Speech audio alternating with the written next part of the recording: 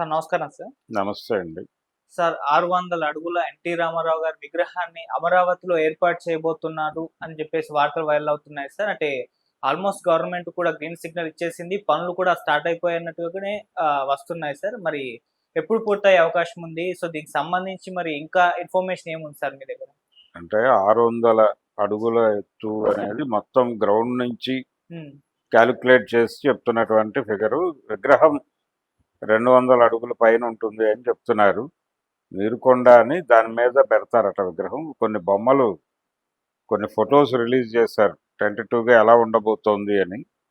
అంటే అమరావతికి ఎండ్ పాయింట్‌గా ఉంటుందది నీరుకొండ. అక్కడ ఈ విగ్రహాన్ని ఏర్పాటు చేయటం ద్వారా దాంతో పాటు అక్కడ ఒక స్టేడియం నిర్మించాలి. ప్రపంచంలోనే ఇప్పటివరకు లేనన్ని సౌకర్యాలతో కూడినటువంటి ఒక సమగ్రమైనటువంటి క్రికెట్ స్టేడియం. నిజానికి ఆంధ్రప్రదేశ్, ఉమ్మడి ఆంధ్రప్రదేశ్‌కి అదొక వెలితిగా ఉండిపోయింది. ఉమ్మడి ఆంధ్రప్రదేశ్ తర్వాత విడిపోయినటువంటి ఆంధ్రప్రదేశ్‌లో కూడా ప్రాపర్ క్రికెట్ స్టేడియంస్ లేవు. వైజాగ్ ఇక్కడ కొన్ని ఉన్నాయి, కానీ అది విజయవాడలో ఉన్నటువంటి స్టేడియం కూడా ఇందిరాగాంధీ మున్సిపల్ స్టేడియం కూడా ప్రాపర్ స్టేడియం కాదు. కాబట్టి ఆ లోటుని పూడుస్తూ ఇప్పుడు ప్రపంచ స్థాయి క్రికెట్ స్టేడియంని అమరావతిలో ఈ విగ్రహం దగ్గరే ఏర్పాటు చేయాలనేది ఒక కార్యక్రమం. దాంతోపాటు ఒక మ్యూజియం ఏర్పాటు చేయాలి అనేది, ఆ మ్యూజియం ఏ ఏ అంశాలతో కూడి ఉంటుంది అనేది చెప్తారు. అయితే ప్రాజెక్ట్ రెడీ అయిపోయింది. ఆల్రెడీ టెండర్లు పిలిచేటువంటి స్థాయికి వెళ్ళారు. లక్ష్మీ పార్థసారథి గారు వెళ్ళి అక్కడ గుజరాత్లో ఉన్నటువంటి యూనిటీ విగ్రహం అని చెప్పి ఒకటి పెట్టారు కదా, జాతీయ సమగ్రత ఐక్యత కోసం పాటుపడ్డారు అనేటువంటి ఉద్దేశంతో సర్దార్ పటేల్ గారి విగ్రహం పెట్టారు అక్కడ గుజరాత్లో. దాన్ని చూసి ఆ నమూనాలో ఈ విగ్రహాన్ని తీర్చిదిద్దాలి అనేది ప్రోగ్రాం. అలాగే అక్కడ నరేంద్ర మోడీ ఇది ఉంది, మ్యూజియం ఉంది. ఆ తరహా మ్యూజియం ఒకదాన్ని ఇక్కడ ఏర్పాటు చేయాలి అనేది ఒక కార్యక్రమం. దాంతోపాటు క్రికెట్ స్టేడియం అనేది వీళ్ళ అదనపు ఆలోచన. అలాగే ఎన్టీ రామారావు గారి పాదాల దగ్గరికి చేరడానికి ఎస్కలేటర్లు, లిఫ్ట్లు ఏర్పాటు చేయాలి. ఇలాంటి దాంతోపాటు ఆ బేస్లో ఒక మినీ థియేటర్ పెట్టాలి అని. ఆ మినీ థియేటర్లో రెగ్యులర్గా ఆయన సినిమాలు నడుస్తూ ఉంటాయి, జనాలు వెళ్ళి కూర్చుని చూడటమే. అలాగే లైబ్రరీ పెట్టాలి. ఆయనకు సంబంధించినటువంటి లిటరేచరు, ఆయనకు సంబంధించినటువంటి కంటెంట్ అంతా ప్రొవైడ్ చేస్తూ అక్కడ ఒక లైబ్రరీ ఏర్పాటు చేయాలని ఇలాంటి అభిప్రాయాలు, ఆలోచనలు కూడా ఉన్నాయి. అయితే ఇవన్నీ సమగ్రంగా ఒక షేప్కి వచ్చిన తర్వాత మళ్ళీ అధికారికంగా ప్రకటిస్తారు. ఆల్రెడీ ఇప్పుడు మంత్రి నారాయణ గారు ఆ పనిలో ఉన్నారు. ఆయన శాఖ మొత్తం కూడా ఈ యాక్టివిటీలో ఉంది. నిజానికి ఒరిజినల్గా చంద్రబాబు నాయుడు గారు 2014లో గెలిచినప్పుడు ఆయన చెప్పింది ఏంటంటే, ఇక్కడ హుస్సేన్ సాగర్లో బుద్ధ విగ్రహం రామారావు గారు ఏర్పాటు చేసింది. కాబట్టి ఈ బుద్ధ విగ్రహం తరహాలో అక్కడ కృష్ణానది మధ్యలో ఏదో ఎన్టీఆర్ విగ్రహం పెట్టాలి అనేది మొదటి ఐడియా. నిజానికి ఎన్టీ రామారావు గారి భారీ విగ్రహ ఏర్పాటు అనేది తెలుగుదేశం పార్టీ మొదటిసారి అధికారంలోకి వచ్చినప్పటి నుంచి ఉంది ఆ ప్రపోజల్, ఆ ఐడియా ఉంది. రకరకాల వేదికల మీద మాట్లాడారు కూడా. అప్పుడు మాట్లాడింది యాక్చువల్గా భవానీ ఐలాండ్ ఆ ఏరియాలో వస్తుందని అనుకున్నారు, కానీ అది ముందుకు నడవలేదు. అప్పుడు తెలుగుదేశం పార్టీ ఓడిపోయింది. తర్వాత ఎన్నికల్లో గెలిస్తే ఒకవేళ ముందు అనుకున్నట్టుగా జరిగేదేమో. ఇప్పుడు కొత్త ప్లాన్ ప్రకారం నీరుకొండ దగ్గర వస్తుంది అనేది కంక్లూడ్ చేశారు. దీనికి సంబంధించి టెండర్ల ప్రక్రియ కూడా మొదలైపోయింది. కాబట్టి ఇప్పుడు అధికారిక సమాచారం రావటమే తరువాయి. అయితే ఇక్కడ ఈ మినీ థియేటర్ పెట్టాలి, రామారావు గారి సినిమాలు రెగ్యులర్గా రన్ అవుతూ ఉండాలి. ఇదంతా కూడా నిజానికి ఇక్కడ లలిత కళా తోరణం అని చెప్పి పబ్లిక్ గార్డెన్స్లో ఒక విభాగం ఉంది. అంటే ఒక ఓపెన్ ఎయిర్ థియేటర్ ఒకటి కట్టించారు అక్కడ. ఈ ఓపెన్ ఎయిర్ థియేటర్ కట్టించడం, లలిత కళా తోరణము ఏర్పాటు, తర్వాత కొంత భాగాన్ని తెలుగు యూనివర్సిటీలో కలిపారు దాన్ని. అంటే కొంత భాగాన్ని తెలుగు యూనివర్సిటీకి కేటాయించారు. ఈ ప్రాసెస్లో ఆ ప్రాంగణ నిర్మాణం జరగడానికి కారకుడు ఆ రోజుల్లో యు విశ్వేశ్వరరావు గారు. ఆయన ఎందుకు చెప్పాడంటే, ఆ ఓపెన్ ఎయిర్ థియేటర్ పెట్టి రెగ్యులర్గా మీ సినిమాలు వేస్తూ ఉండండి అక్కడ అని రామారావుకే సలహా చెప్పాడు ఆయన. రామారావు గారికి ఆ సలహా ఎందుకు చెప్పాడు విశ్వేశ్వరరావు గారు అంటే, మీరు సినిమాలు వదిలేసి రాజకీయాల్లోకి వచ్చేసారు, కానీ మీరు సినిమా నటుడిగా జనం మీద విపరీతమైన ప్రభావం వేయటం వలన ఇక్కడ దాకా వచ్చారు. కాబట్టి సినిమాని నుంచి మిమ్మల్ని డిస్కనెక్ట్ చేసి చూడకూడదు. మీరు మీ సినిమాలు నిరంతరం జనంలో నడుస్తూ ఉండాలి. అది ప్యారలల్గా ఒకటి నడుస్తూ ఉండాలి, ఒక లేయరు. రెండోది మీ పొలిటికల్ డెసిషన్స్, మీరు చేసేటువంటి విధానపరమైన నిర్ణయాలు, అవి క్రియేట్ చేసే ఇమేజ్, ఆ గొడవ వేరు. ఎప్పుడు ప్యారలల్గా అది ఉండాలి. అది మరపులోకి రాకూడదు జనాలకు. అప్పటికి టీవీలు ఇవన్నీ విస్తృతంగా లేవు. విశ్వేశ్వరరావు గారు ఈ ఐడియా చెప్పే నాటికి టీవీ మాధ్యమము, ఇంటర్నెట్ లేవు. అందుకని జనం హీరోగా రామారావుని మర్చిపోతారేమో అని ఆయన ఈ లలిత కళా తోరణం పెట్టి ఇక్కడ రెగ్యులర్గా సినిమాలు వేసేవాడు, ఉచిత ప్రదర్శన. జనాలు వెళ్ళి అలా కూర్చుని సినిమాలు చూస్తూ ఉండేవాళ్ళు. కాబట్టి దాదాపుగా ఇప్పుడు అదే ఐడియాలజీని విగ్రహం దగ్గర కూడా ఇంప్లిమెంట్ చేసి అమరావతిలో ఆ మినీ థియేటర్లో ఎవరెళ్ళి కూర్చున్నా సినిమాలు రన్ అవుతూ ఉంటాయి. 24 hours నడుస్తూ ఉంటాయి. తర్వాత ఆ లైబ్రరీలో రామారావుకి సంబంధించిన ఏ కంటెంట్ చూడాలన్నా కానీ అది అవైలబుల్గా ఉంచుతారట. అక్కడికి వెళ్ళి విజువల్ చూడొచ్చు, కావాలంటే కంటెంట్ చదువుకోవచ్చు, ఏదైనా చేయొచ్చు అనేది వాళ్ళ ఐడియా. ఇప్పుడు ఇక్కడ అంబేద్కర్ విగ్రహం దగ్గర ఎలాగైతే లైబ్రరీ వ్యవస్థ ఇవన్నీ పెట్టారో అలాంటి ఏర్పాట్లే చేస్తున్నారు. అలాగే ఇక్కడ రామారావు గారికి సంబంధించినటువంటి ఒక మ్యూజియం నిర్మించాలనేది చాలా కాలం నుంచి ఉన్న ఐడియా. ఎక్కడ? హైదరాబాదులో నిర్మించాలి అనేది మొదట కోర్ ఐడియా. అక్కడ ఆయనకు సంబంధించినటువంటి వస్తువులన్నీ ప్రదర్శించాలి. ఆయన మొత్తం ప్రొక్యూర్ చేసి ఒక చోట భద్రపరిచాడు. ఆయన వాడిన గదలు, కిరీటాలు ఇవన్నీ కూడా ఉన్నాయి. ఆయన ప్రిజర్వ్ చేశాడు. ఆ ప్రిజర్వ్ చేసినటువంటి దాంతో ఒక మ్యూజియం పెట్టాలని చాలా కాలం నుంచి ఒక ఆలోచన ఉంది. నిజానికి రోడ్ నెంబర్ 13లో అలాంటి ఒక నిర్మాణం జరపడం కోసం ఒక స్థలం ఉంది. అది ప్రస్తుతం వివాదంలో ఉంది. కానీ అక్కడ ఈ కార్యక్రమం అంతా జరగాలి అని ఆయన అనుకునేవాడు ఆయన ఉండగా.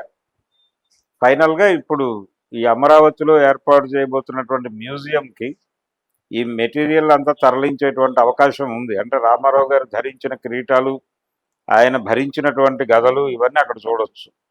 అలాంటి వెసులుబాటు కూడా కల్పించే అవకాశం ఉందేమో అని నా అనుమానం. అయితే ఇది అధికారిక సమాచారం కాదు, కానీ స్పెక్యులేషనే. సార్, రామారావు గారి విగ్రహాన్ని ఈ స్థాయిలో ఇంత గ్రాండియర్ గా ఏర్పాటు చేయడం వెనకాల చంద్రబాబు నాయుడు వ్యూహం ఏమన్నా ఉందంటారా సార్? దానికి సంబంధించి మీరేం చెప్తారు సార్? అంటే ఎన్టీఆర్కి సంబంధించిన ఏ విషయమైనా గ్రాండ్గా చేయాలి అనేది చంద్రబాబు నాయుడు గారు మొదటి నుంచి అనుసరిస్తున్న పద్ధతి. అంటే రామారావు గారు తనకి చేసినటువంటి సహాయం చాలా గొప్ప సహాయం. తనని అంటే ఒక సాధారణ మంత్రిగా ఉన్నటువంటి వ్యక్తిని ఆయన ముఖ్యమంత్రి కావడానికి కాంగ్రెస్ పార్టీలో చాలా కసరత్తు చేయాల్సి వచ్చేది. కానీ ఒక ఈజీ యాక్సెస్ దొరికింది ఆయనకి. ఎన్టీఆర్ కుమార్తెని పెళ్లి చేసుకోవడం ద్వారా ఆ కాంపౌండ్లోకి వెళ్ళగలిగాడు, ఆ కోటరీలోకి వెళ్ళగలిగాడు. అలాగే ఆయన ఈజీగా పావులు కదుపుతూ, అంటే ఎన్టీఆర్ పొలిటికల్ పార్టీ పెట్టే నాటికే ఆయన 60 దాటేశాడు. 60 దాటాడు కాబట్టి ఆయన 72 ఏళ్ళు. ఆ స్పాన్లో ఈయన ఎదుగుదల నడిచింది, చంద్రబాబు నాయుడు గారి ఎదుగుదల. 12 ఏళ్ల స్పాన్లో ఆయన మొత్తానికి సక్సెస్ఫుల్గా సీఎం కాగలిగాడు. దానికి సహకరించినందుకు రామారావు గారికి ఆయన ఎప్పుడూ థ్యాంక్స్ చెప్పుకోవాలి. అలాగే ఎన్టీ రామారావు గారు భౌతికంగా దూరం అయిపోయి విగ్రహంలో జీవించాలి అనేటువంటి ఒక కోరిక ఆయనకు ఉంది.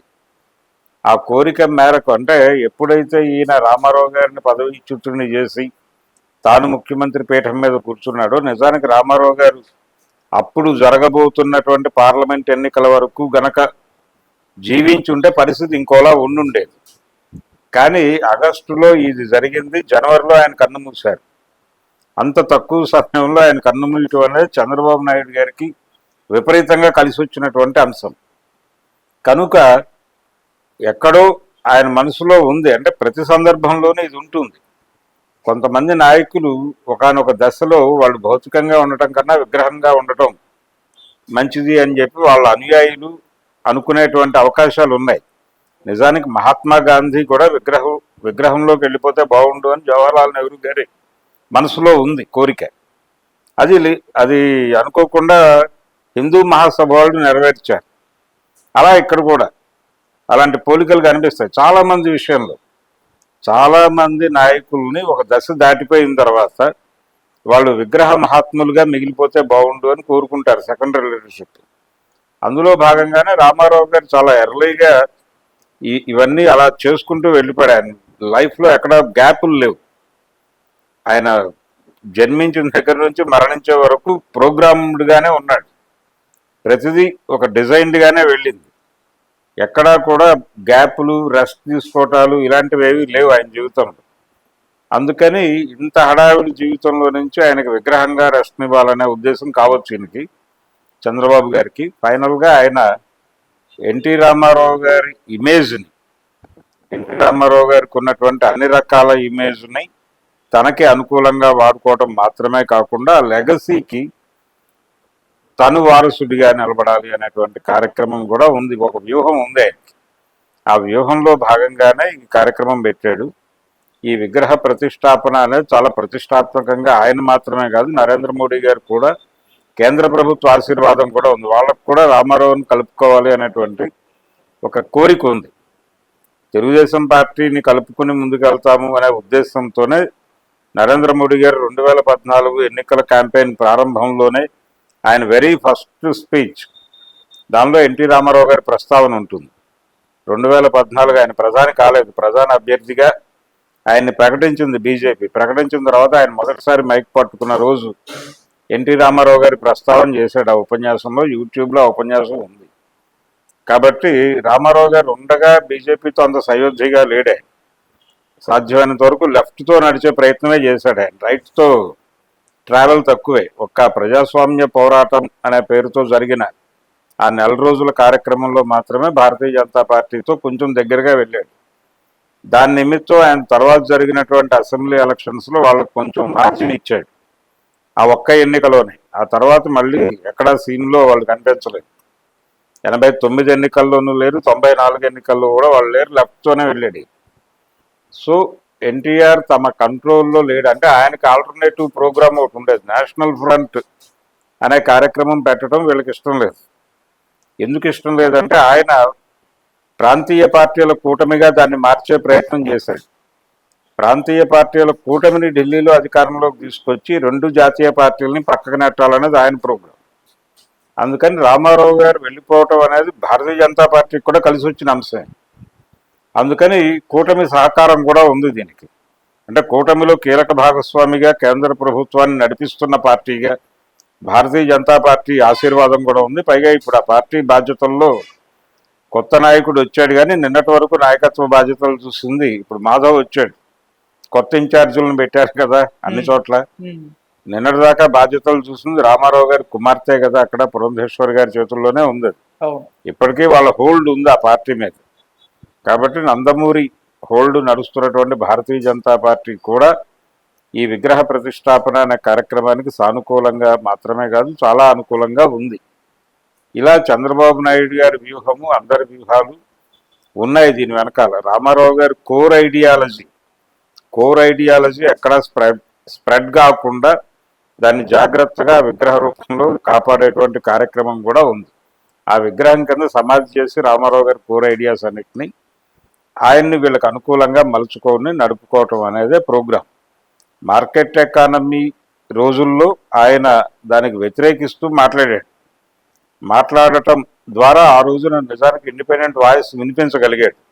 ఆయన ఆ వాయిస్ వినిపిస్తున్నాడనే తెలుగు వీరలేమరా సినిమాకి ఆయనతో క్లాప్ కొట్టించాడు కృష్ణ. అది మార్కెట్ ఎకానమీకి వ్యతిరేకంగా తీసిన సినిమా. అంటే ఆ రోజున ఎమర్జ్ అవుతున్నటువంటి లిబరలైజేషన్ మీద అటాక్. అది మళ్ళీ ఆ రోజున అల్లూరి సీతారామరాజును చంపేసిన దొరలు మళ్ళీ వస్తారు అనే దీంతో సినిమా తీశాడు ఆయన.